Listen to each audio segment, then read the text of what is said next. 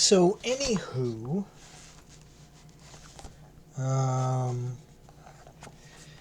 in this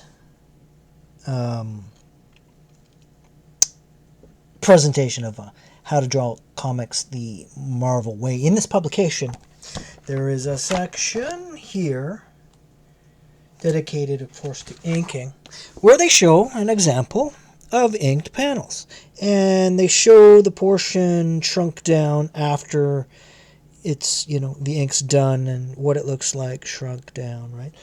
And they also show that same picture when the inking is deficient, where you don't have enough inks on the page, you don't have enough black on the page, right? And then they show the shrunken down version of it again. But the point I want to make in this episode is that there's also another mistake that can be made where it's too much. You're putting in just too much line work. You're overdoing the inks. I mean, we're talking about, like, look at some of this stuff, like, linear shading on things way back in the background and all this unnecessary stuff, a line anywhere you can possibly imagine, filling in every space. And that's interesting. It shows that you're a hard worker and that you're putting in the work, and wow, that must have taken a lot of time. But it loses impact when you look at the shrunken panel. So what I'm saying is there is a tendency to go too hard on the stuff. And although this example I'm showing you isn't quite like that, in that extreme, I think they're trying to make a point by doing that. It does point in that direction, I suppose. And I'll show you what I mean. Anyway, so we got a picture of Spawn here at the gravesite, on top of a grave, looking disgruntled, and it's, there's a storm going on, and there's some, there's dark sky, lightning bolt, modulating down towards the grave area where, modulates through linear shading to brighten up, and there's some flames coming up, and you got his cape all poofy, a little bit too poofy. I was not happy with the cape portions in this section. It reminds me of one of those things you'd see in a car lot, or a used car lot, or some sort of exhibit. Those balloon figures? They put the fan under its ass and it blows all over the place, the arms waving. That's what it reminds me of.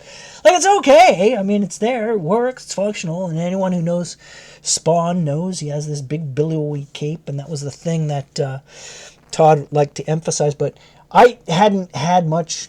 I don't think I ever drew Spawn outside of this picture here, and I gave it my whirl, and there it was, and pretty soon, I had a penciled sketch, and I thought, I might as well go ahead and ink it. So I did.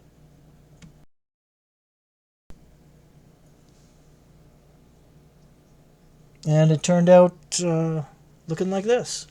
This is the original ink. I pulled this one out of the portfolio. You can, it's a funny thing. A lot of times while I was using my fine line markers, I'd end up taking like a Sharpie to blacken out, like a, water-based marker, to fat thing to, black out my other stuff. And you could see the difference in the ink, in the inks from time to time. The different, one would have a sheen, one would come off as flat and whatever. When you make your photocopies, it doesn't really matter. They all seem to come out one gradient. They come out more like this, right? That's a photocopied version, right? See the difference? Yeah, it makes a lot of difference. Actually, we should put that one up because it simply looks better. The finished product kind of thing for our presentation's sake. There we go. Right up there like that. How are we making out there? Can we see that? It's a little bit hard for me to see because the glare of this lamp too. I can't always tell what's going on there. Ah, the hell with it. Whatever. We'll put the glare on the lightning bolt thing. I wish that lamp would stay still. Anyway, that's as good as it gets tonight. I'm getting a little tired. But anyway, that's what it ended up looking like. A lot of things I could say about this. Whoops. I could say that, be careful before you knock your laptop off the table. Anyway, yeah, it's too much, right? It's just too much. I've got cross-hatching and linear shading on these broad bands of shade, right? It kind of works up against the fire and stuff, linear shading, if you want to go all linear shading, you can. But then I don't know. I guess opinions would vary. But then over here on this thigh, I don't know if I'm blacking out or coloring with the fine line marker. You see what I mean? I got the blacked out areas shadowed in the cocoon of the cape, so to speak, right? All in here, black. And then these parts of the costume, it looks like I'm coloring it with the fine line marker. And here too, it's just too much. And then there's mistakes like this. As far as I'm concerned, like the highlights on this boot from the flames or from wherever that light source is fine here, but this one doesn't work because I got the highlights crosshatched, so it gives a different effect. I don't know. There's just too much going on. Indecisiveness is what it is. Now, I could have probably gotten away with a method that involved, fine crosshatch. Like, look in the hood here. This is good. I like this. And if that was consistent, it would be much better, I think. But it's not consistent. It looks like, as I look around the page here, it's like I'm not making... It looks as though I'm not making up my mind as to what kind of technique I want to use. And that's the thing. Like, I can sit down and do the work, right? I can job it out. But, it takes me a long time. And it's not really something I've mastered. Now, I came to learn that a lot of our favorite pencilers out there weren't the greatest inkers either, and I don't want to name names because they're the big boys and the fans get nasty about it. Like, I mean, I don't mind talking about it, but I did come to notice that. And so, but that awareness, that wasn't the end of discoveries, right? That awareness also learned to really start to appreciate, professional inkers.